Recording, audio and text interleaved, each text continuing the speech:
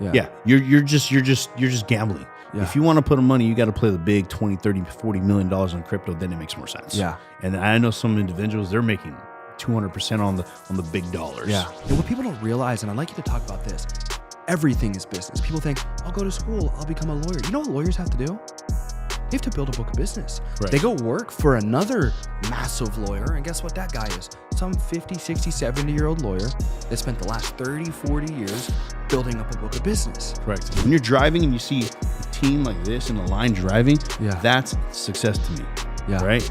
And then when now we got the jet, now my job is to help them get their jets. That's success to me.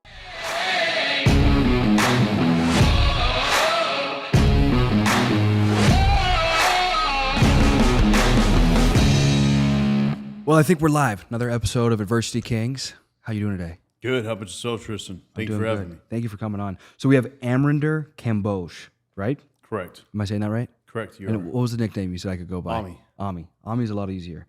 So Amrinder Kamboj is the founder of Kamboj Ventures and a recognized voice in the space of personal development, entrepreneurship, and wealth building. He blends traditional business principles with modern mindset strategies to help others accelerate financial growth while maintaining balance in health and happiness. You have also delivered TED Talks, built a community around practical success habits, and been featured on business podcasts where he emphasizes the trifecta of wealth, health, happiness, and his story resonates, especially with self-starters and immigrants pursuing the American dream. And to list some of those major podcasts, I believe, can I announce the one that you just did since Go ahead. I can? So Yeah. you just hopped on Patrick Bet David, which is, I would imagine, probably one of the coolest podcasts you've been on so far. Correct. How was that experience? It was good. It was good. Yeah? Yeah. That's all I can say, man. Yeah, It's sweet, different. man. It's different. So amidst all everything, I want to just you'll see I scatter in regard to different thoughts on my mind. But before we dive into more of you being in, getting on the Patrick Bet David podcast, being able to discuss your story, but amidst the kind of turmoil that's going on right now with the big, beautiful bill and I don't know if you know the argument that's going on right now between Elon Musk and Donald Trump. I haven't checked it out. I was going to say, okay, I didn't know if they were discussing that. But prior to that, so we met, I would imagine, so you've done a couple podcasts, you've done some things with Andy Elliott as well. Correct. So when it comes to networking, how valuable would you say networking is and putting yourself in a room with individuals to win? Oh yeah, stay close to the mic.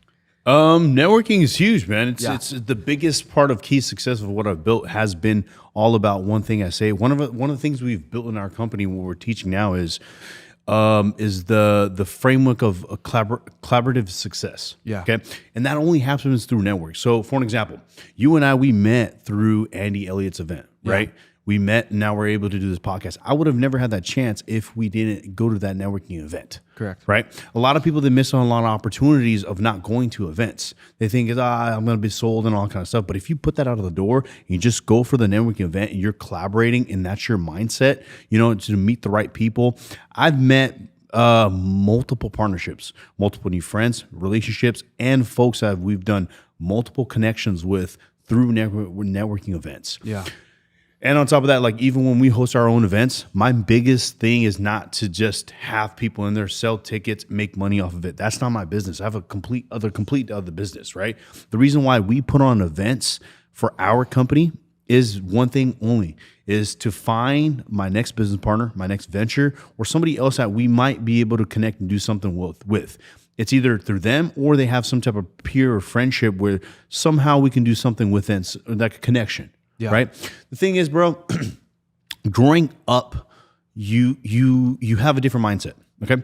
So when we're kids, we want to have fun. When we're in high school, we want to have fun. Then it gets to a point it's time to kind of grow up. Okay. Some people get to a different part of level in life, right? And some people stay at a different part of level in life. Does that make sense? Yeah. Right. So what happens is you want to find the right group, right? And then so you start tailoring towards, hey, let me go to this event, Patrick Bet David, let's just say. Let me go to his Volt conference. Let me see what it's about. Let me try to find like-minded people who I can talk to the same language. That's the biggest thing is language. I'm not into sports. I don't watch sports. To me, it's a waste of time. But there's half of the world of the population that watches sports, right? Yeah. They can speak that language. I can't speak that language. That's not my friend circle. We can't mingle. But I can talk to people who are business owners who want to get ahead, who want to talk about numbers, multi-million-dollar deals. I want to understand the struggles, where they're going, all that kind of jazz. Does that make sense? Correct. Right? So even if you go to a network, when people say networking, they think about business and talking. Networking is you going to the gym, talking to people in there, just talking about protein shakes, working out, leg workouts. That's networking. Yeah. You going to a basketball game, right? Warriors versus the Heat, and you're talking to people around you. That's networking, isn't it? Yeah. So networking is a huge thing. Another thing is to do nowadays, humans, I think we're losing the disconnect of the biggest thing that humans are supposed to do: communication. We're supposed to communicate. We're supposed to talk. We're supposed to do handshakes. We're supposed to do that. But because of technology, we've kind of been disconnected. Yeah. The majority of the business deals that I do and all that jazz, we can have podcasts like this through a Zoom call. But it's a different experience when you sit down in person, you have those human interactions. I get to know you, you get to know me on a little personal level. And I think we need to bring that back. And that's part of the networking part of it. Yeah. It's huge. Where were you born and raised? California. Yeah. Manteca, California. Yep. And who was most influential for you growing up? I would definitely give that to my dad. Yeah. Your dad? Yeah. Think about it, dude. Imagine leaving. Imagine being 25 years. How old are you, Tristan? 26. 26. Okay. Yeah. So imagine 26 years old. You have a brother and a sister, right? You're the oldest one. Okay. Yeah. Now you have a father and a mother. You're living in a household, but you want to do more in life, right? You leave your country, your comfort zone, and you come miles and miles away to another country. No friends, don't know the language or anything like that, right? And then slowly you build yourself up from there, right? So mentor, hero, father. Does that make sense? Yeah. So growing up, looking at him, he wasn't around present too much because he's busting his ass off. Yeah. It's part of fatherhood. He's a great father for doing that. Yeah. I wouldn't be today where I'm at, wouldn't be able to have the opportunities because of him. Yeah. Right? Silently behind closed doors, he put that embedded in me as a little child. Of you as a man, you're the provider and the protector. And that's what he did. Yeah. Does that make sense? Yeah. Yeah. So what country did he come from? He came from India, What part of India? a Punjab. Punjab. And then did you guys go back and visit? Yeah, I've been multiple times. Last time I went was 2021 for my cousin's wedding. Yeah. Yeah. What's the culture like and difference? It's more slower pace, I would say. Yeah. It's a slower pace. It's not more of like What are the odds of getting rich there versus America? the odds of getting rich here 10 times more than over there. Yeah. The opportunities are a little more over here than they're over there. That's why one of the things that kind of gets me a little agitated here is when people say, I don't have the opportunity because I'm stuck here. I was born here, X, Y, Z. Everybody has opportunities today. Yeah. Right? Imagine my dad, again, at a very young age, 25, 26 years old, he went from India, flew miles away to Germany, doesn't know the language, was there for 2-3 years, right? And then all the money he was making was sending back to India to feed his family. Wow. Then 5 miles away, comes to USA, right? Let's just say he's 33, 34, 32, around that age, right? Comes here, no family, no roof on his head, right? Works job, makes a little bit, pays for his bills, sends everything back to his home country, right? 2-3 jobs, years and years and years, just hustling, grinding, saving, hustling, grinding. Then gets a house, then gets married, then gets a business, slowly building himself up, it's like Legos, bro. Yeah. You're building your own set. Yeah. You're building your own set. It's getting bigger and bigger and bigger and bigger and bigger. And that's the thing that a lot of people in the young generation don't realize, that there's a lot of things that you can do, OnlyFans and all this kind of stuff, but how far is your Lego set going to be? Yeah. Does that make sense? Yeah. Yeah. So So the opportunities that you have here compared to other countries, massively different. Over there, you can be successful, right? It is harder. If you have capital, it makes it a lot easier. Over here, even if you don't have capital, it makes it easier. I mean, it's a lot easier with capital or without capital, right? For an example, I think USA is the only country that has a credit score. Okay? Yeah. So if you go to India and you talk about credit score and all that kind of jazz, they don't have no idea. If you have a 700 and above credit score, you can go apply for a credit card, 0%, and get funding out of it and then use that to start a business. That's how I started my e-commerce business in 2018. 2 credit cards on American Express, 0%, 12 months, $50,000, started the business. Now we're up to $500 million in revenue. multiple countries and everything. Yeah. You see the shift. Yeah. Versus if I was stuck in India, Yeah. I would have to somehow get that capital raised somehow, sell something, do something to get that capital to start the business. That's the difference of the opportunity. Wow.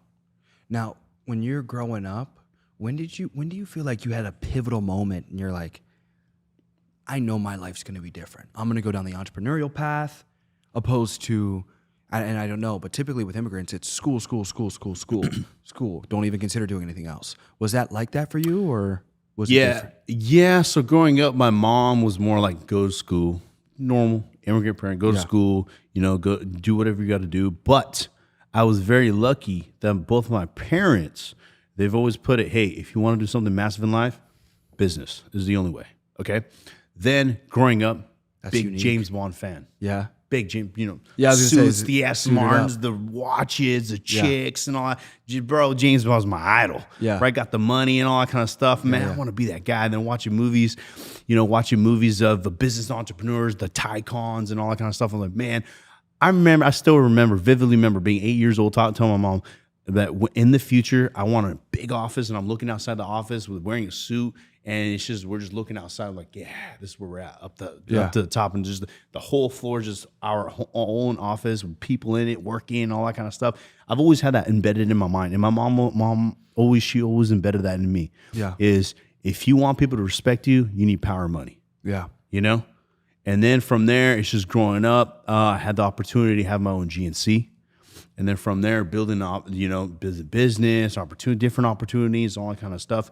So basically, parents molded into my mind that if I wanted to do something massive, which I knew I wanted to do something massive, but they've embedded that in me. Yeah. Right. And then along the way, just life situations happened and just kept going. So what happened was when I had the GNC, I had a business partner. Right. And I was 21 when I had the GNC. Me and him were 50-50. Right. He's my idol and all that kind of jazz.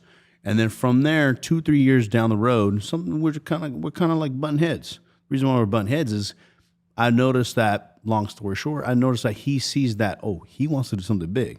He wants to control me, push me back, and keep me controlled, right? Yeah. So he's trying to be the top dog, and then he sees this young guy. He has a lot of potential and everything. So we break out the partnership, and I take over. And then, long story short, from there, one of my friends told me, he says, you're not doing enough. I was like, what do you mean? Dude, I'm freaking 23 years old, making like, $100K a year or something like that. He's like, no, dude, you're not doing enough. You can do way more. You have way more potential than that. And since then, up until now, I still have that in my mind. More. And then my dad in 2022, my dad had a heart attack. He was in the hospital for 28 days, right? And I remember that time I went to Grant Cardone's event one time, business boot camp. I'm looking around.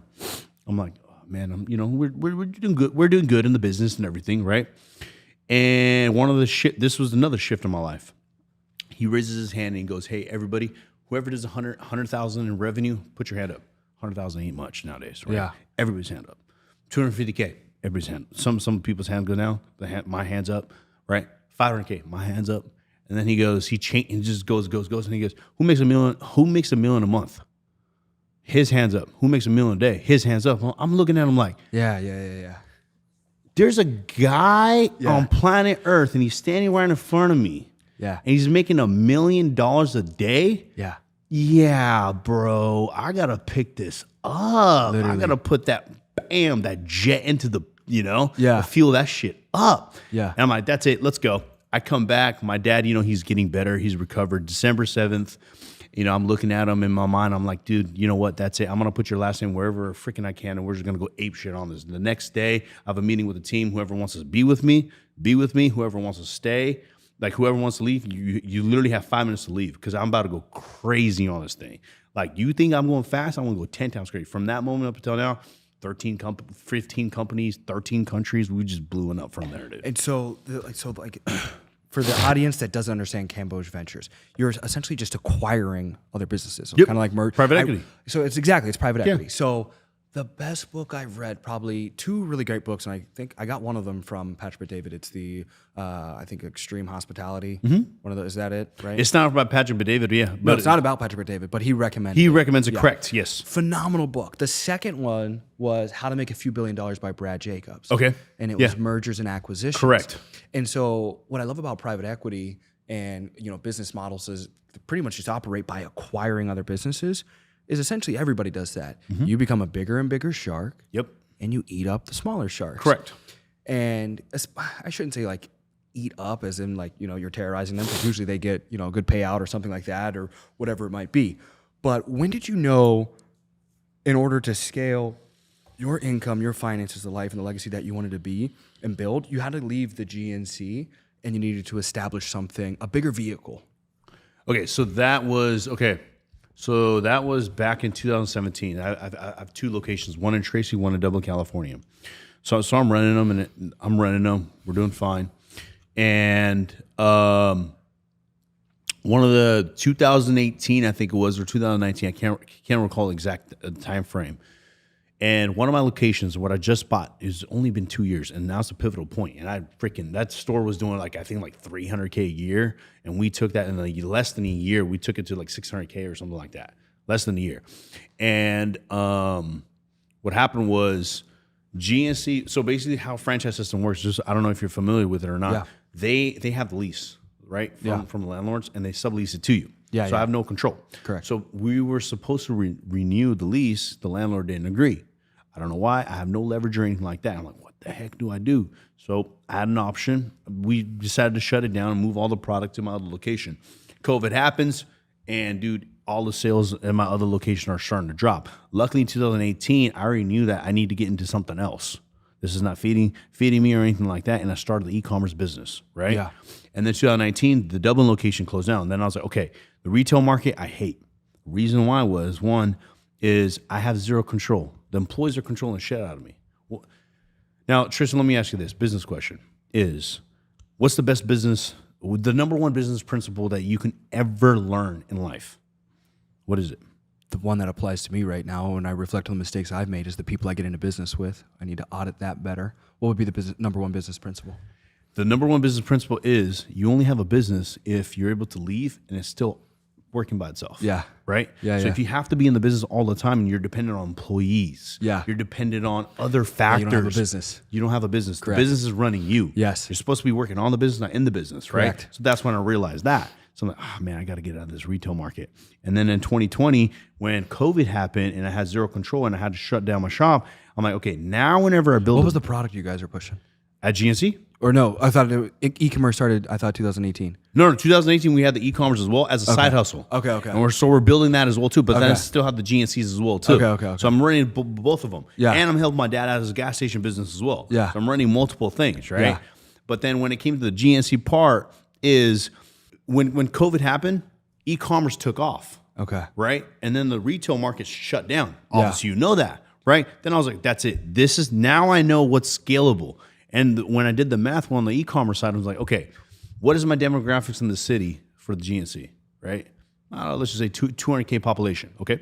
What's the sports nutrition? Who are the people who are into fitness? Let's just say 30,000 people. How many people are going to be retail shoppers? 5,000. How many people are actually going to come to my location? 1,000. How many people actually come? A month.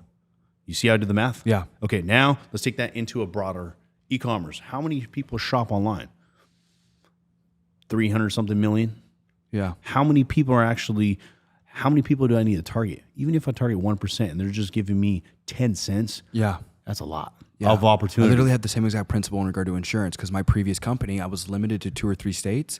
My 1099 said $2 million. And I was like, why am I selling a product that I can sell to everyone in the United States of America? And I'm limiting myself to, if America's 330 million people, I'm 2, 3 states, same exact deal. A couple million people, I made a couple $1 million.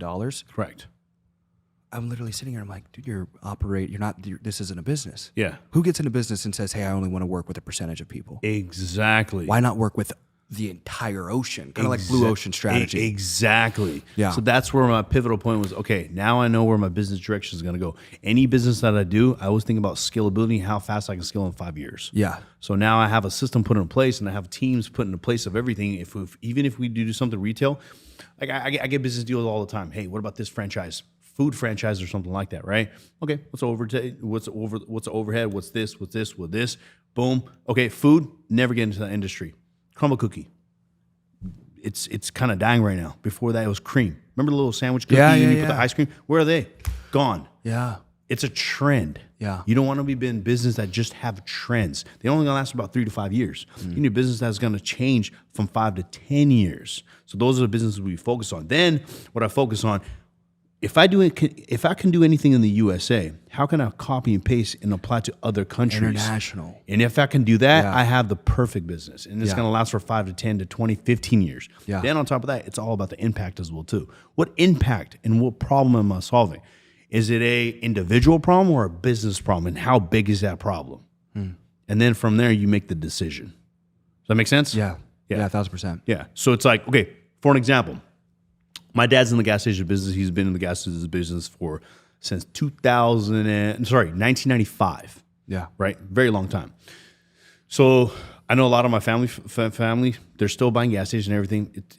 California, they're going more EV route, which is fine. That's their decision. Now I'm thinking, okay, these guys they're spending anywhere from $10 to $20 million to build a gas station. Okay. Now you do SBA loan, right? And then by the time EV takes up, which is what 2035, they're trying to push it up, right?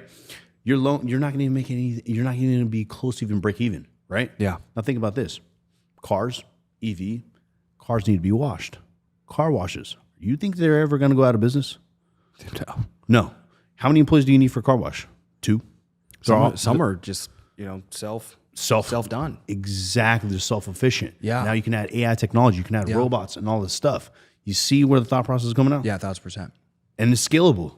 It's very scalable. And then what you do is you go knocking on the door. Hey, Tristan, bro, I'm building a car wash. Total cost build out is $3 million, right?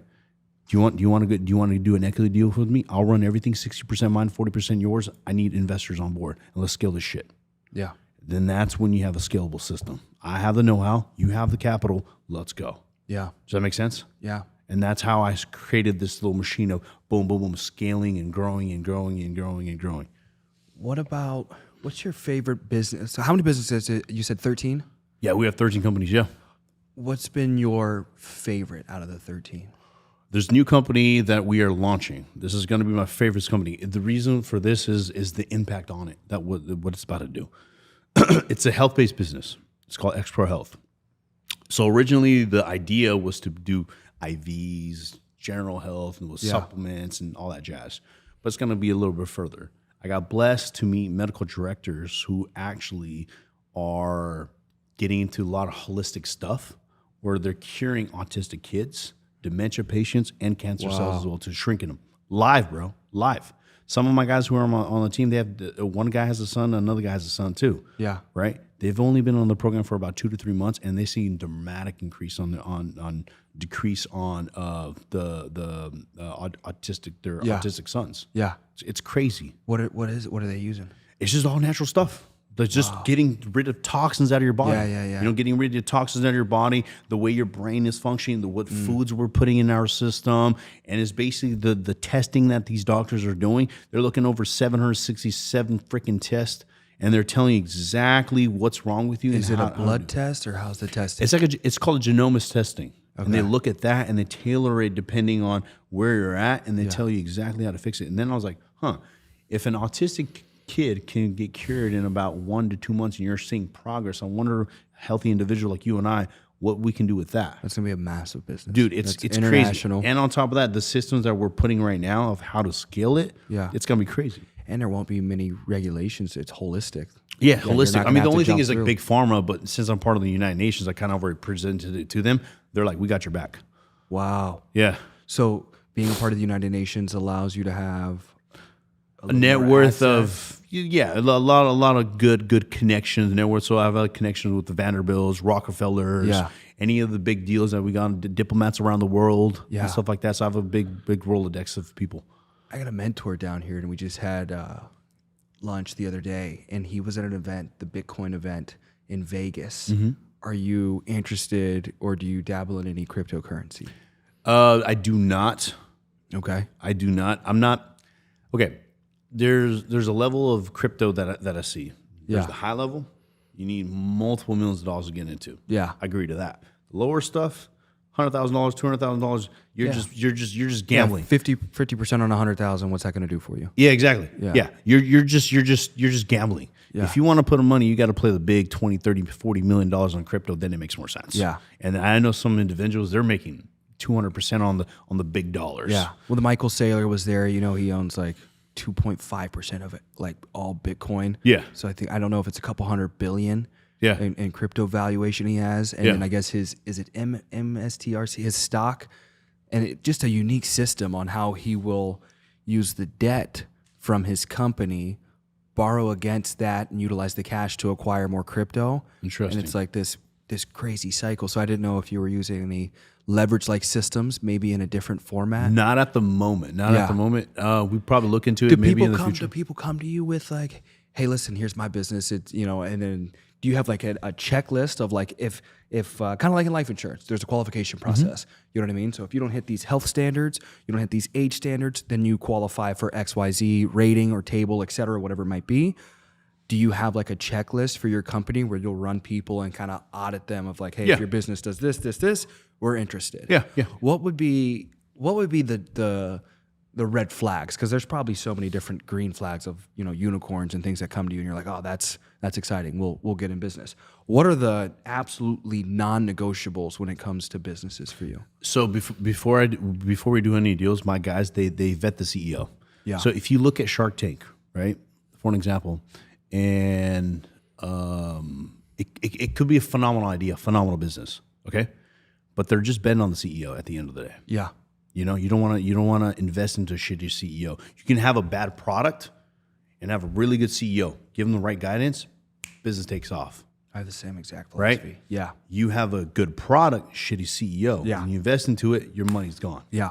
So whenever we ask questions, we're always just asking questions about the CEO. Where's his mindset? Where is he shifting? Where the 5-year plan is? What he's trying to do? X, Y, Z. And you just see the way he's answering stuff, how his leadership board is, how he's taking care of his people, all that jazz. What's his SOPs, KPIs? You know, you just want to get into the mindset of the CEO, how he processes issues and stuff like that. And then on top of that, then you give him a checklist of, hey, if we were to do business, do you have business standards? Yes or no? No, we can't do business. I need to know if you have standards. You can't just do business with a normal person. Yeah. You have business standards?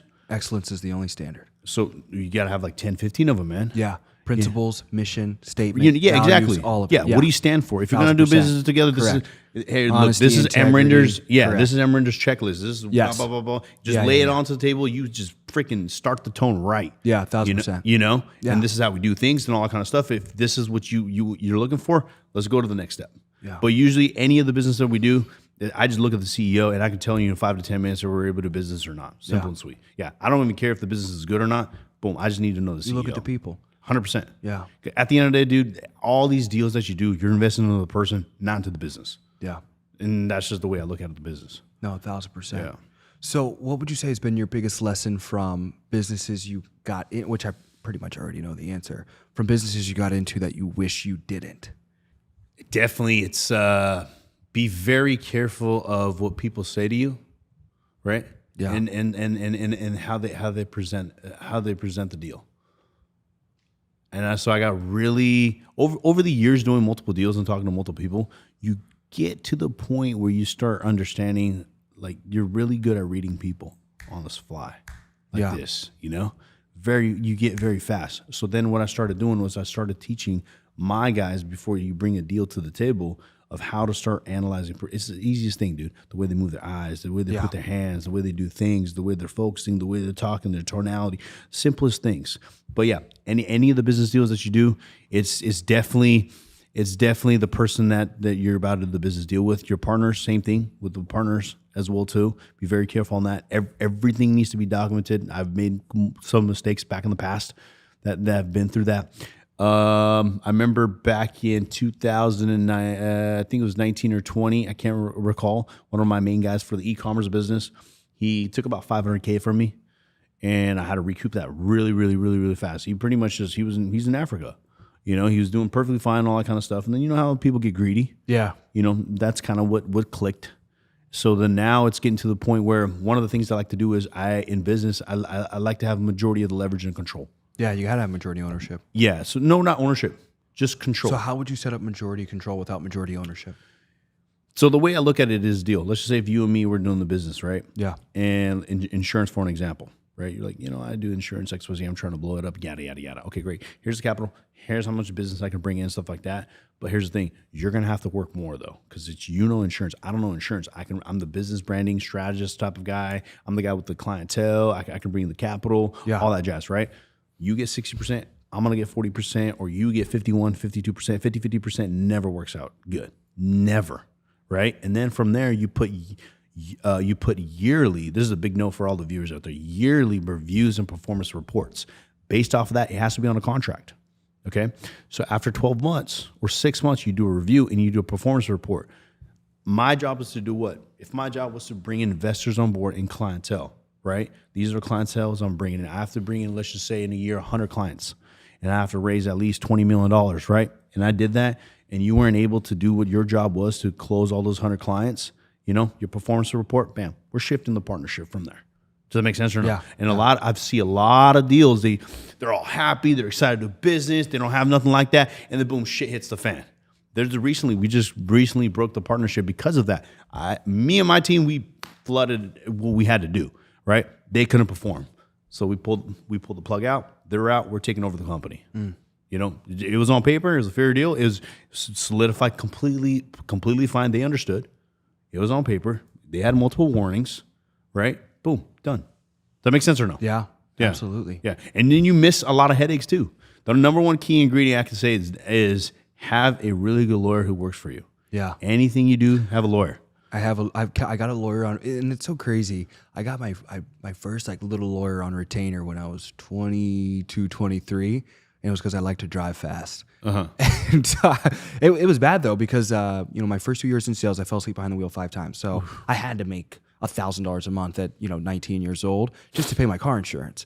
And then I get to Chicago and I'm driving fast 24/7, getting pulled over and everything like that. Now to the point they were like, "Hey, one more ticket and you might go to jail." Somebody was driving 130, 140. Was not Tristan, but hypothetically somebody was.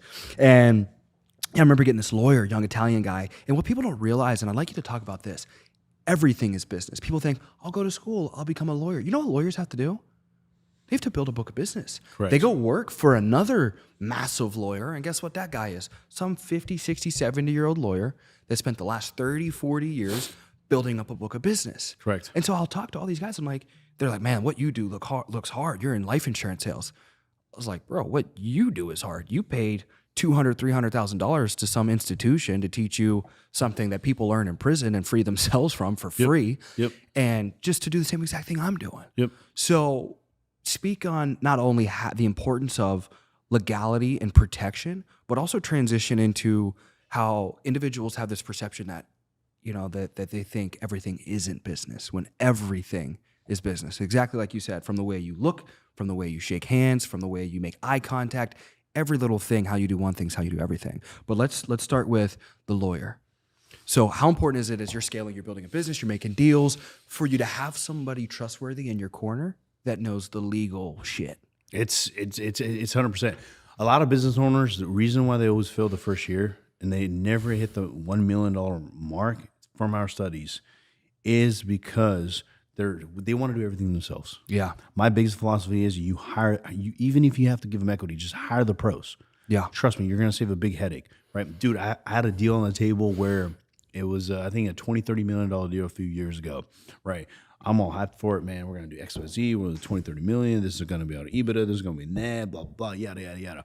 Right? Contract comes in, give it to my lawyer. First, I didn't even look at it. Just send it to my lawyer. Comes back and he goes, hey, bro. Gary goes, Amrinder, you can't do the deal. I'm like, why, dude? We're going to do XYZ. We're going to make a lot of money. He's like, no, it's not about the money. If you get screwed, there's a period right here that's supposed to be right here. It's not there. It changes up everything. One period. Now think about it. You and I, We're business guys. We're about numbers and all that kind of stuff. I'm an analytical number type of guy, strategy. I'm more strategizing 5 years down the road and everything, right? I don't have that lawyer analytical mind, right? I'm like, I'm about to do a deal. I'm about to sign it. But he said, no, if this happens, and he explained the whole thing. If the dot was there, I would say go. If the dot's not there, trust me, you're going to call me within a year, maybe 6 months or so, and be like, dude, this is the worst deal ever. I didn't do the deal. I just understood the expert. The other thing I would like to say is, dude, you can learn everything in life. Everything in life. And it's teachable too. There's one thing that you can't teach. You know what that is? Heart? No. Instinct. Yeah. The gut feeling that you get. Yeah. I can give you all the data for any business. I can give you all the metrics and all the know-how, all the decision making and everything. Something about the gut feeling, just listen to it. Trust me. Yeah. Every single time when you have that gut feeling, just listen to that gut feeling, and it always goes the right way. There's science that shows that the gut, I don't know what exactly, but like neurologically, there's almost a connection between the gut and the brain where, you know, some people say it's like you literally have a brain almost in your stomach because of that gut feeling. Yeah. And so why would you say a lot of individuals ignore that, especially early on in their amateur business and sales career? I think it has to do with excitement and emotions. Yeah. You know, big time. Excited emotions. They're just excited to jump on the next gun. It's like having a new girlfriend or having a new car. Yeah. You're excited to drive it. You're driving fast. You're getting freaking multiple tickets, and Yeah. you know, you're about to go to jail pretty soon or whatever it is. You know, you know, it's that thing. But you know, your gut feeling is telling you maybe I should slow down a little bit, but you're not gonna listen to it because you're just excited, right? But it's about controlling that mind and listen to your gut no matter what happens. The other thing I would like to say is, how many individuals of us actually, before going to sleep, talk to ourselves? We talk to humans all the time. Yeah. Tristan, how you doing? You good? You great?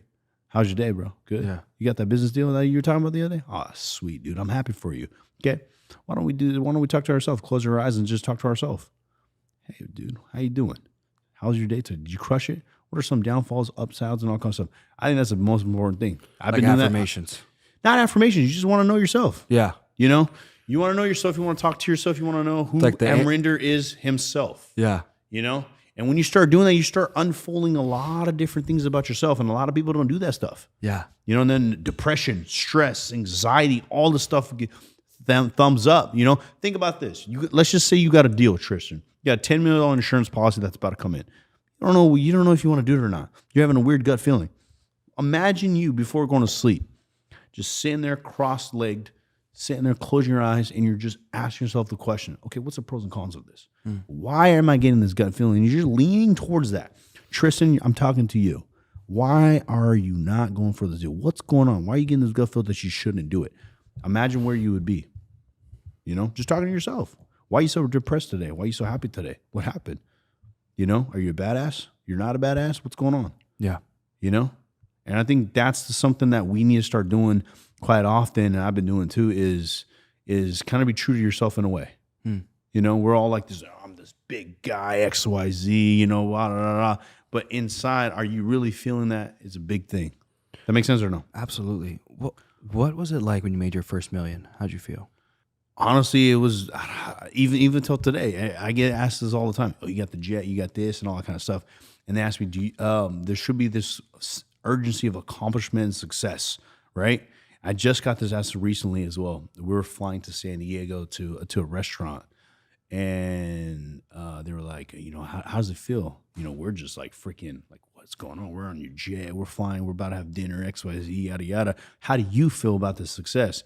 I'm like, dude, I don't feel anything until my team, my guys, my people who are around me, they don't get their cars, they don't get the jet. For an example, when I bought the Rolls Royce last year, right, my whole team's excited. They're happy for me and everything. I'm just like, whatever about it. You guys go ahead and take a drive. But when the next person, my partner, Sanjit, he got a Ferrari, dude, I'm like. Was that on the story recently? That was the McLaren. Yeah. Yeah, I thought it was the McLaren. I'm all over there freaking excited. Yeah, you guys are happy going for him crazy. and everything. And then the Urus comes in. Sarv gets the Urus. Then we got the Porsche. Then we got the other Porsche. And all my guys are, you know. And then I'm like happy because then the best part is when you're driving and you see the team like this in a line driving, that's success to me.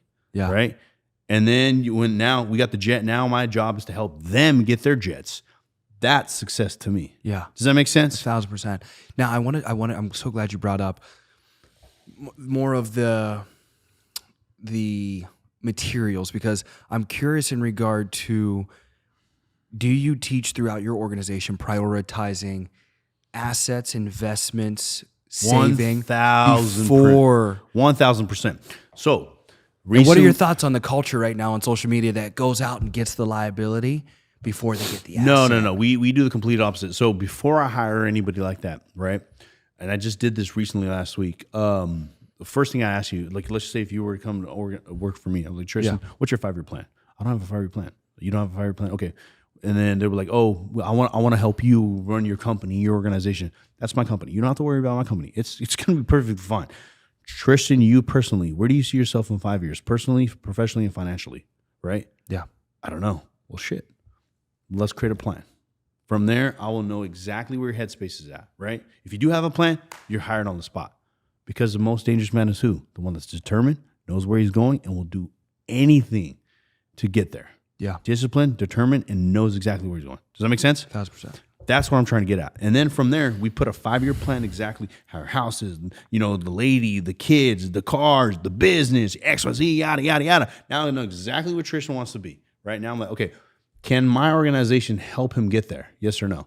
Yes? Great. Let's come up with a plan.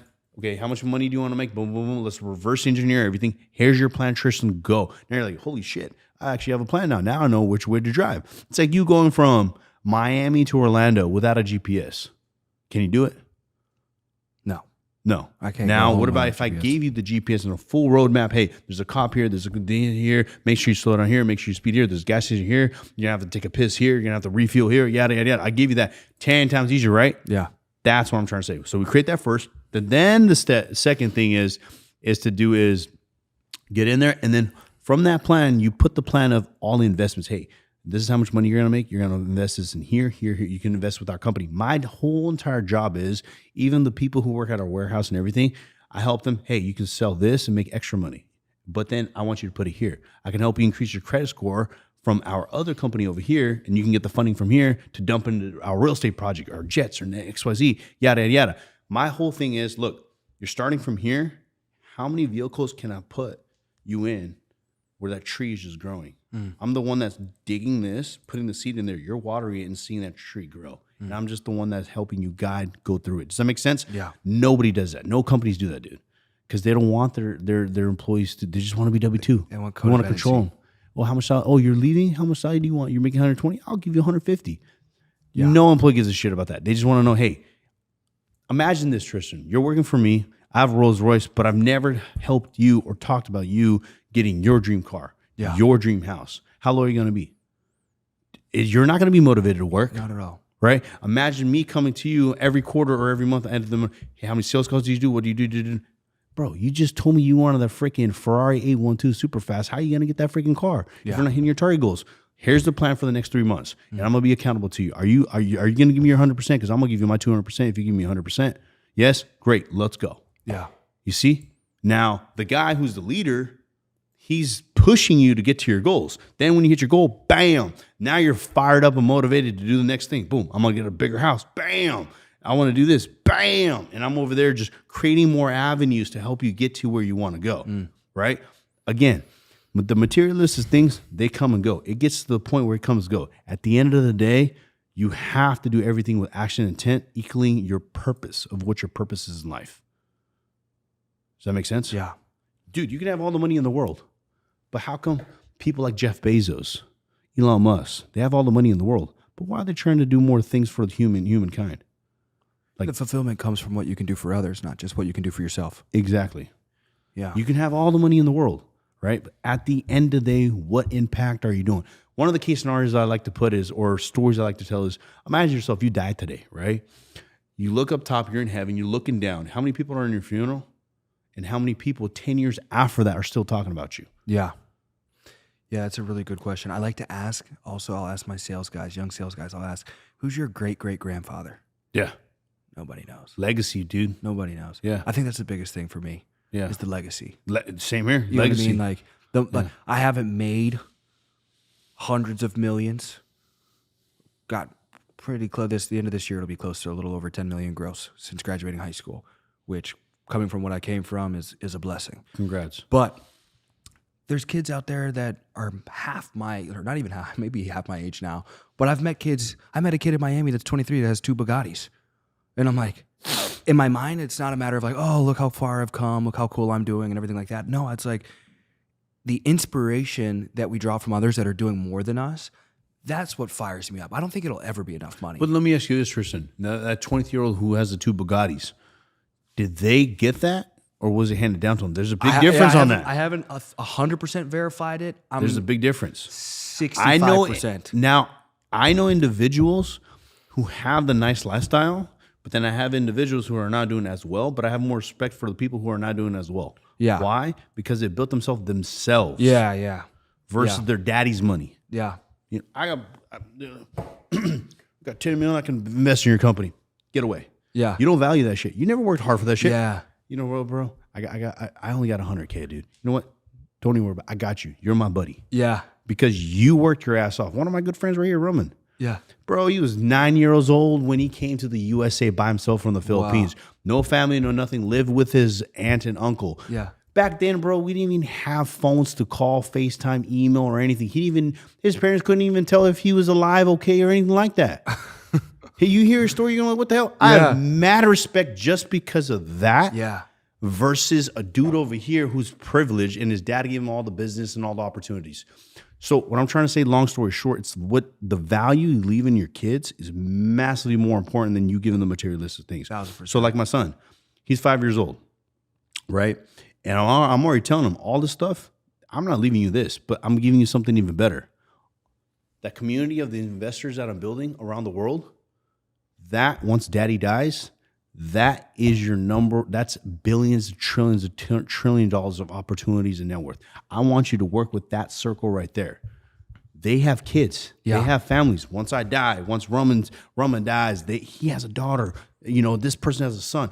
Work together, build something together. Community. That community is 10 times more valuable than what I'm going to be able to leave. And trust me, my man, once you build something yourself, the proudness that you get as a father, my dad is proud of me, not because he gave me anything, because I built everything he's seen me develop. Does that make sense? Yeah. It's kind of like seeing your son take the first step, and then seeing them grow, and then from crawling to taking the first step to walking to running to doing its own thing. Does that make sense? Yeah. You always want to be known as you yourself, not someone-so's son. Yeah. In our Indian culture, that's huge. Every single father wants their son to take over the business. I said that's a big no. Yeah. Because they never struggled. And the biggest man who becomes very successful That's super unique. is the one that struggles the most, dude. Yeah. You know, I fight, and a lot of individuals, when they first get into fighting, they want to pick the weakest guy, the smallest guy. Yeah. Myself, it's like the glory doesn't come from like, I know I'm probably not going to win when I go face a professional fighter or some guy tremendously bigger than me, but the glory doesn't come from me like winning.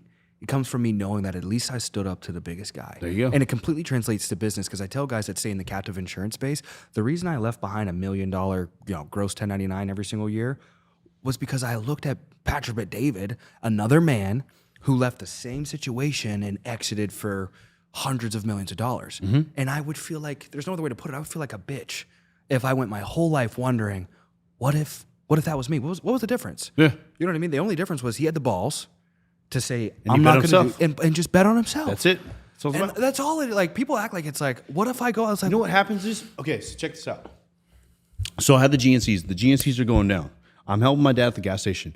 I had the opportunity just to stick with that, right? I'm over there. I'm just like, dude, I am depressed. This is not for me, all that kind of stuff. I asked my dad, I was like, Dad, let's get more stores. Let me run these. And I can probably have a system where 6 to 9, 8 months where we'll buy more locations and everything, right? He's like, no, I'm going to teach you how to chill, right? And then I'm just like, dude, I can't do this. I just can't do this. So I had the luxury to do that. But then it went back to what I was saying. In the back of my mind, I already knew it. I'm going to do some crazy shit, but I don't want to be known as so-and-so's son. I want to be the opposite way. That's so-and-so's dad. Yeah. Does that make sense? Yeah. I want to stand on my own feet. Wow. You know, and then from there, from 2018 up until now, we still deal with a lot of stuff. Stress, all this kind of stuff, you know? But people think the money comes and it gets easier. no, hell no. It gets harder and harder. As long as you're betting on yourself, you're not quitting, you're not gonna lose. Yeah. And you keep in mind is I got this, and I just gotta find a pivoted way. Yeah. Every single day, you got a letter coming in the mail, this, that, someone trying to shut you down, someone trying to do this. There's always a way. There's always a will and a way. You just need to find the right person who can answer that question. That's it. Yeah. And sometimes you have to pay big bucks to get the right answer. I've paid multiple hundreds of thousands of dollars to people's mentors like Patrick David, Grant Cardone, all these big guys. Be like, dude, here's $100,000. Let me just have a 10, 20-minute conversation. This is what it is. What do you recommend? And yeah. Oh, bam, let's go. Yeah. Solve my issue. Made millions after that. Does that make sense? Yeah. And a lot of people, they prioritize, they get the money. This is what I've known a lot of business owners do. They make a few $1,000,000 in the business and they start buying the cars, the houses and everything. But bam, that's it. They don't grow. They hit their ceiling. What you got to do is, exactly, they hit their ceiling. What you got to do is 5, 10, 15, 20, 15, 20, 25 million. Until you don't get your 25 million, you do not spend that money. You just put everything back into the business. You keep putting it into marketing. You keep putting in infrastructure and mentorship. Back and over and over and over again. The biggest thing what I notice is a lot of business owners, the reason why they fail is because they stop being curious. Yeah. They stop learning. Why do you think the curiosity dies? It's because they think ego hits in. And school teaches us to stop being curious. Yeah. You know, imagine this. When you're a kid, we're curious. My son, he's 5 years old. Daddy, why is this? Daddy, why that? Why? I can be like, stop asking me a question. Stop asking me a question. Just give him a simple answer. I'm very detailed. Daddy, how come the chair over here, the screw's like this? Because of yada yada, because it connects here. Did you think about this? Did you think about that? And then you keep just expanding on his curiosity. Yeah. And that's what you have to do. So that's what I do with my organization too. Randomly, I'll just, on my notes, I'll put, tomorrow I'm going to ask them a case study about XYZ. I'm like, hey guys, get in the conference room. Zoom call, conference room, everybody gets in there. Hey guys, I'm just case study time. And they get all fired up. They love this. Okay, and I just make it up. There's a $10 million deal on the table, right? It's XYZ. This partner, this partner, this partner. Which partner would you choose? Debate. There's no wrong answer. There's no right answer. You guys I just want to see where your guys' thought process is. Somebody says this answer. Okay, that's good. This. And everybody's just taking notes, right? And then we're like, have you thought about this? Have you thought about it? And then they go at it. Well, if you do this, this is going to happen. You see where the curiosity mindset happens? You got to be curious no matter what. The other thing with a lot of business owners where curiosity dies is they never ask their freaking employees and teammates. I am the boss. I'm the big dog. I have the answer to everything. No, you don't, bro. Imagine you have an organization and you have 100 people, right? You're the top dog, and these guys on the bottom, like insurance company, for example, how many agents do you have? 140. Okay, 140. Damn, bro. Yeah. That's crazy. Congrats. Thank you. So you have 140 agents, right? They're the ones calling every single lead, right? But then if you and you're like, dude, just keep killing it, keep crushing it, and you never ask them, okay, guys, you guys got 100 leads. I need the pros and cons. There's 1,000 leads that come in, but we only close 100. Why is that? What happened to the 900? Right? Yes. Give me your feedback. Okay, great. Okay. Oh, how do you think we can improve? What do you think is missing? They're the ones calling. Why don't you get their feedback first? Yeah. They have to be part of the business. But every single business owner, what do they do? It has to be this. Employees leave. Business starts shutting down. Revenue starts dropping. No, you calm down and you ask them because they're up front doing everything. Yeah. I randomly will call all my guys one by one. Okay, so I'm thinking about XYZ, yada, yada. What do you think about this? Yada, yada, yada. Okay. Miguel, what do you think about this? No, but have you thought about this, bro? Oh, dude, you just saved me $20 million. So you just increased $20 million in revenue. Yeah. Just by me asking. Everybody's mindset process different things in a different way and a different speed. Yeah. Right? Yeah. You have so much going on as a CEO, as an entrepreneur, right? You have to ask everyone. And a lot of people, I think a lot of business owners, they don't want to ask is they think it's wrong to ask as being a leader. But being a leader is to ask. Yeah. Does that make sense? Yeah. Servant leadership is the only way to lead. Exactly. Servant, curiosity. I think the big misconception over the years is being a business owner that you know it all. Yeah. You don't. You got to ask questions. And that's the people who keep asking questions, people who are curious, people who want to know more, learn more, even if from their own organization, right? Are going to keep developing, growing. And when you do that and you're genuine with it, correct, it exposes the humility. Because there's some fake leaders out there that if you just kind of study the 48 laws of power, you can start to realize, all right, these guys are everyone's using manipulation. It's kind of like how money magnifies who you are. You're either a good person or a bad person, and the more money you get, the more marketing you get, it just magnifies that you're a good or a bad person. But I always tell people this when they're like, I don't want to read the 48 Laws of Power. My mentor told me not to. I was like, well, then your mentor's probably manipulating you, because that's what I was 100%. told. Yeah. But I was like, everyone's manipulating. I'm going to manipulate you to, go make $1 million. You can hate me for that, or you can love me for that. That's, completely up to you. It depends on how you want to interpret that. But if you don't know and you don't educate yourself, then you don't know who's manipulating you. Yep. And who really struck me with that is, again, not to glaze the dude, but Patrick David. I remember listening to a podcast, and I remember him doing like a case study with his insurance team. And you know what? Actually, I think it was I went to the SLS. I think it was maybe a year or 2 years ago. And I think he talked about a case study live in person that he did with his insurance company. And that he was asking everybody, he was like, I want everyone to read the 48 Laws of Power. And it took, maybe 4 weeks for the group of leaders he assigned it to. And he was like, everybody very quickly exposed who the negative manipulator was. And it was a lesson that just kind of like vibrated throughout the entire room. It was like, it is so important to do what you said in regard to figuring out what you don't know. And it's a combination of curiosity, questions, and having your eyes open. Yeah. It's cost me a lot of money. Yeah. And you know what? I don't care much about the money that I lost. It's the time. That's where I get like, man. I think that's everyone. Yeah. Yeah. When something like that happens, when you lose money or something like that, it's you. As long as in your mind you know you can make more, which everybody knows, it's just a loss of time. Like, shit, I spent 12 months making this, 24 months this, 6 months of that, and $5 million. The money's gonna come. Yeah. It's just the time frame that you're crying about. That's about it. But Correct. It's okay. It's what I look at it as this is if that didn't happen, I wouldn't be able to learn this, and it's not gonna happen again. Amen. So now it's time for me. Let's just say you lost $5 million on the deal, whatever it is. You lost $5 million. Somebody screwed you over, whatever it is. It's time for me to make $10 million from that $5 million mistake. Yeah. But it's never gonna happen again. What's the most you ever lost? Most I've ever lost, probably $5 million. Yeah. In like 1 year. In about span of one deal in about 3 to 4 months. Yeah. See, for me, it was 3.5 years. It was a business partnership, similar to what you said. I was 21. Didn't inspect everything. I was supposed to be 60-40 split, and it was the course of 3.5 years, and it equated to about 3.5 mil. Yeah. But 5 mil and 3. But I always hear this when I get around a guy that's done more or bigger.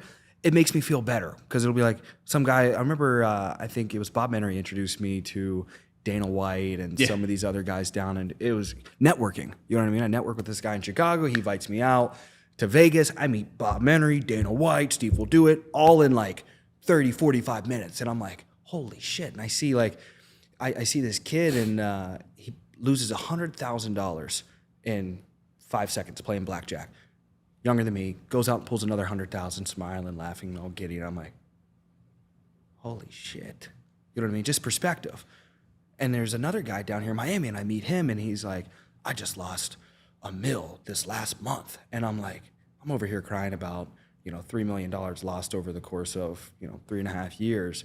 And these guys that are losing 100,000 in 5 seconds, $1 million in a month, and just smiling like it's just, hey, part of business. And I'm like, suck it up, man. You're in America. You know what I mean? There's literally nothing to cry about. It's funny because the way you have to look at it is this is business is gambling in a way. Yeah, it is literally. But gambling. you have more control of it. Yeah, that's all it is. So like the kid that went there and did that and then pulled the money out again, he's gambling in a different way. You're gambling in business. I'm gambling in business. Your next book. You got to add. I came up with the best saying. It was like I'm sitting there. This is what Bob Menery made me do to get him on a podcast. Because it's like I'll offer guys like, hey, I'm going to invest into this. I'll invest into that. Let me get you on the podcast. Let's do this. And he's like, we'll do the podcast, but you're going to stay up and play the slots. And I'm like, I've never gambled a day in my life. Yeah, I win a jackpot on the slots. He's like, put it back in, lose it all. But I remember sitting there. Delirious. 3 a.m. we shoot this podcast in Vegas. I don't drink. I don't do drugs. So I'm just sober guy, just zonked out of my mind, running a business, sitting here like, dude, I got to get this guy on my podcast for marketing. And I'm sitting here thinking like, what would be a great book is everybody gambles. Some just pick better games because everybody fucking gambles. I love that. You know what I mean? Like everybody gambles.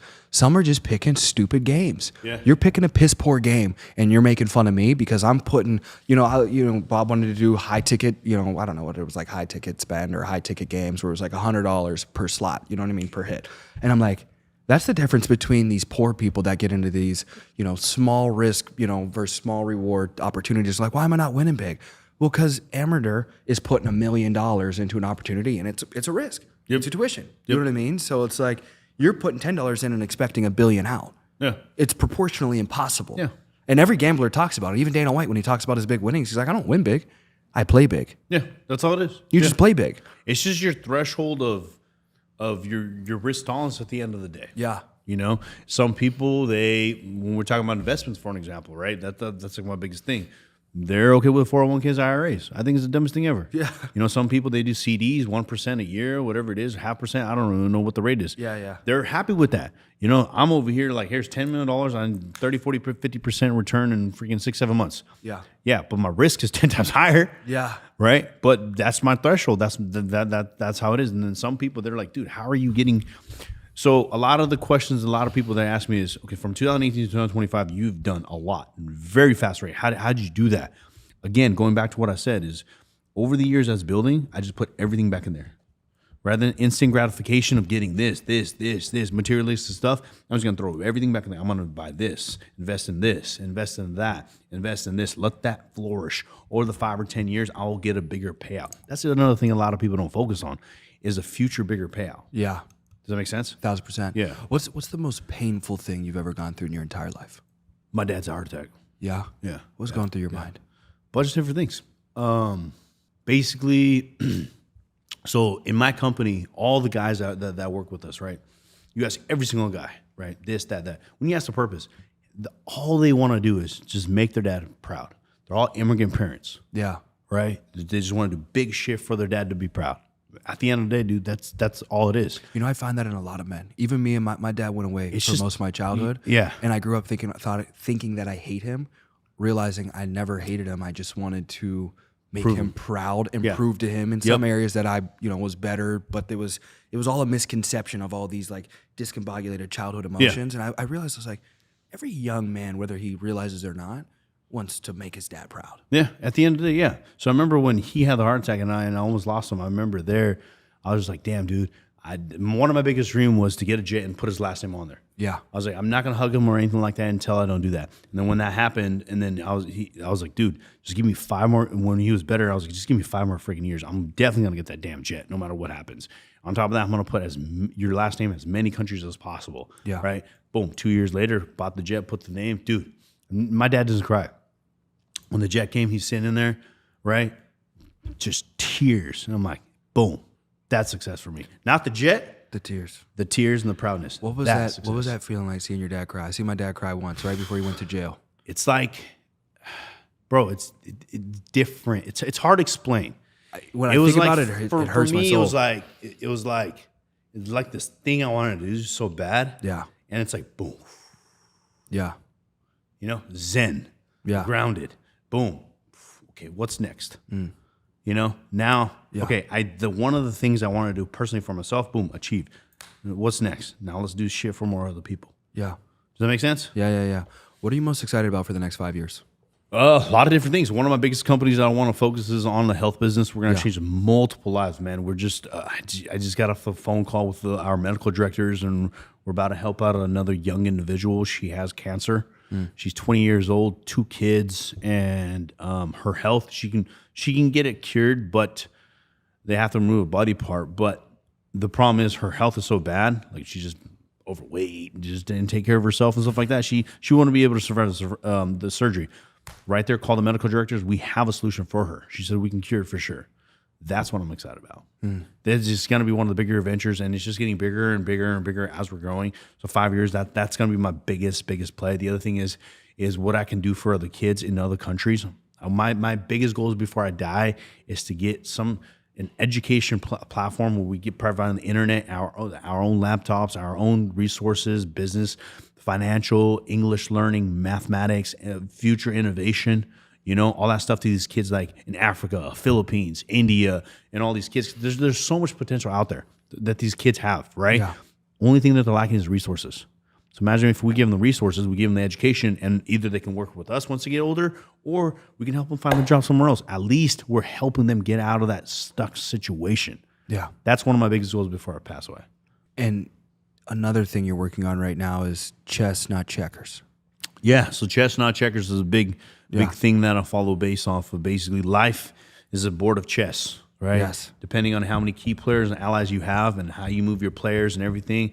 And the book that we've written recently, I should have brought it so we can put it over here. Yeah. It's pretty much just explaining the chessboard, but how to apply it to your business and your life. Yeah. And it gives you different case scenarios, how Netflix uses some strategies, how Apple uses some strategies. And then it asks you questions after every single chapter, every single section of how you can, like, what do you think about this? What do you think about this? How would you apply this? Who's this player? Who's your pawns? Who's this? Who's that?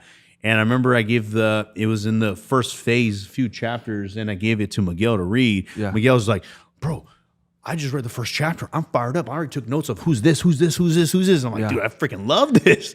Bro, when I saw the title and it just kind of clicked, because I remember listening to a podcast maybe a couple months ago, and it talked the super wealthy don't even look to play chess. They look to be the chessboard. Exactly. And that's what I get the vibe from when you're private equity, like that's literally what you are. Like you're not one of the, and no offense to the, the players. I'm a player, I guess, in a sense on the board because I want to sell to private equity down the road. Is the private equity is the board. They're the one looking at how the players are operating, how they're positioning. Hey, you're getting the highest offer. We're giving you this multiple based off this EBITDA. You know what I mean? And it's like, the players, we're all trying to figure out how can I get the highest multiple? How can I get the highest EBITDA? And it's like, but like at the end of the day, like it's the same exact mindset I had when I was looking at Patrick David. It's like I think about this all the time. It's like I pretty much am just trying to emulate the same exact model, private equity wise, to just buy up smaller insurance teams to amass the largest. I don't want to do this for 20 years. I want to amass the largest insurance team and then just sell it, and I'll just pay people to come be a part of my company. There you go.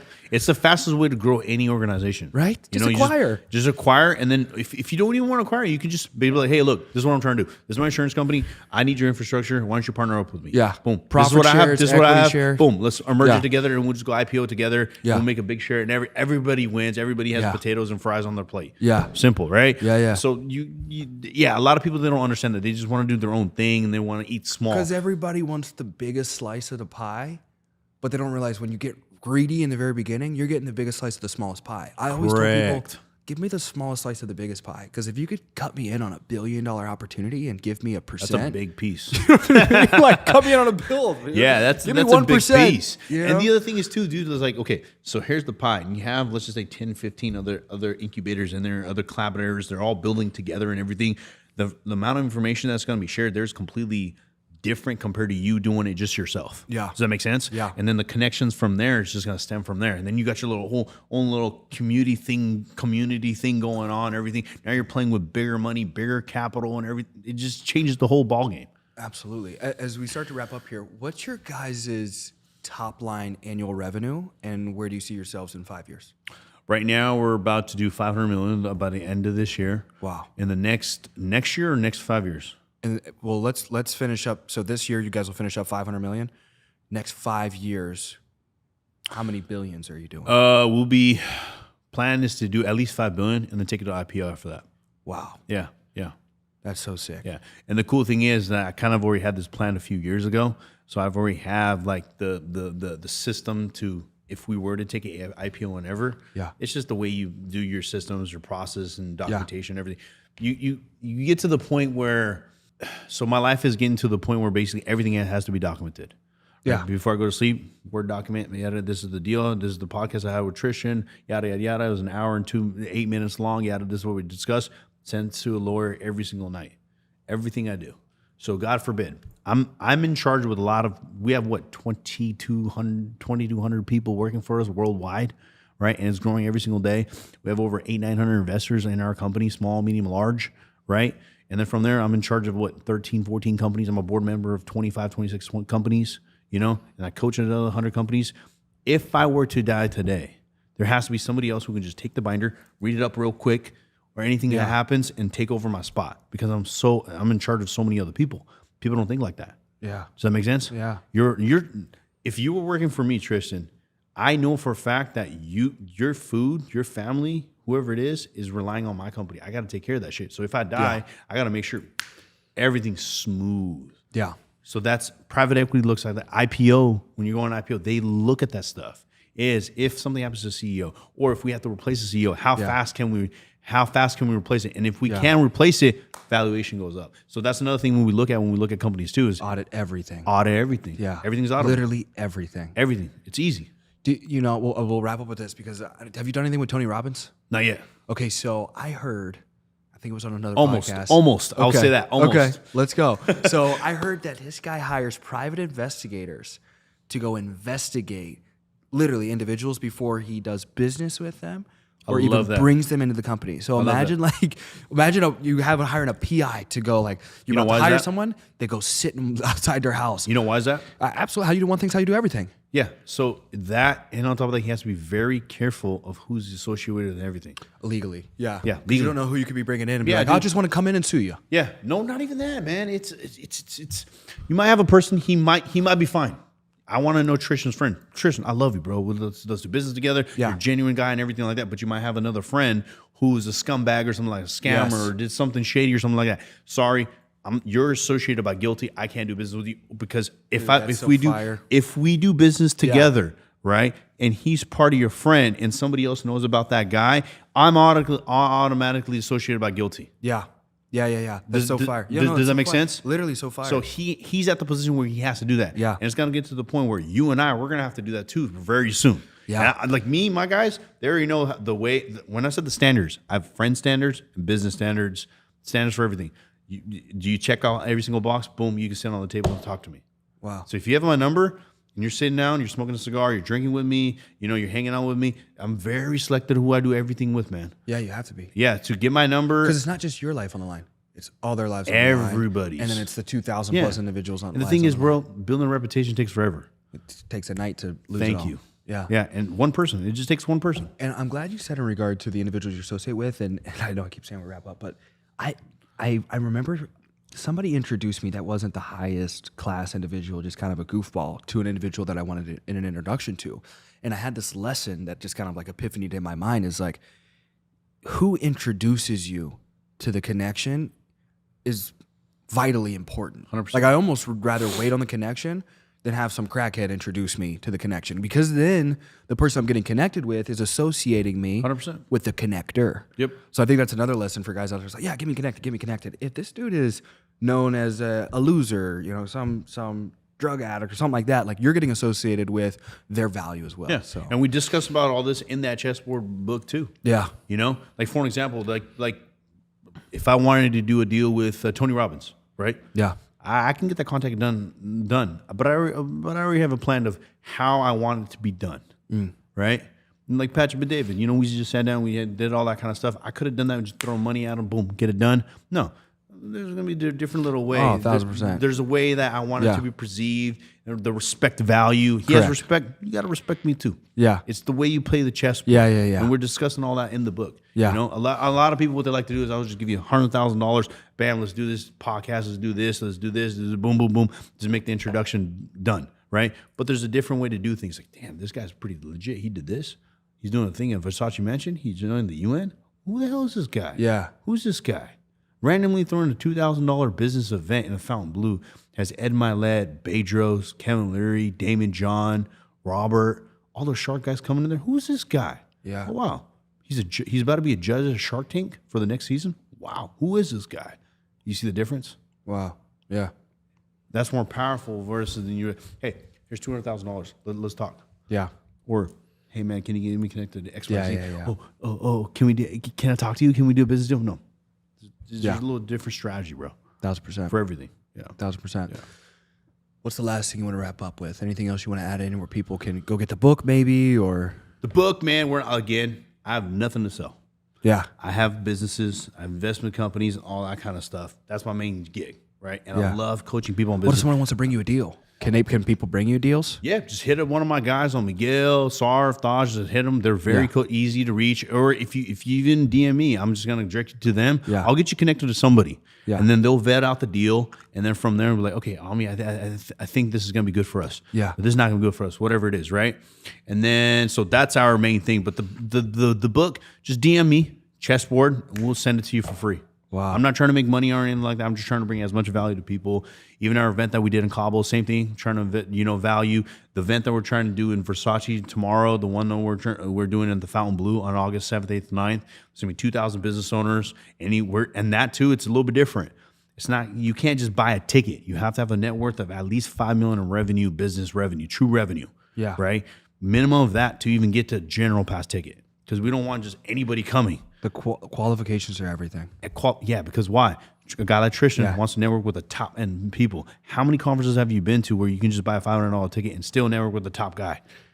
Not many, but only Exactly. So now many, imagine this: some you bought a dweebs. ticket. Let's just say it's $1,200, $1,500, and that's your general pass ticket. But for example, a minimum dollar amount person that's in there is running a $5 million business. Now you can have a legit conversation versus somebody who's just starting off. Wow. I'm thinking about doing an insurance business versus, hey, bro, you're doing insurance. I'm doing insurance too. How many employees do you have? You have 180 agents? Sick, bro. I got 75. Dude, where you at? You're on the West Coast. I'm on the East Coast. Let's do something together. Yeah.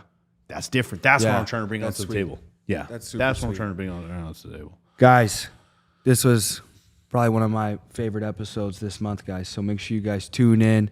AK with Tristan Dlabik and Ami, my boy, Amrinder Kamboj. Thanks, Tristan. Yeah, absolutely, guys. So again, like, share, subscribe. We are tearing it up on the AK podcast. So let's go. Peace.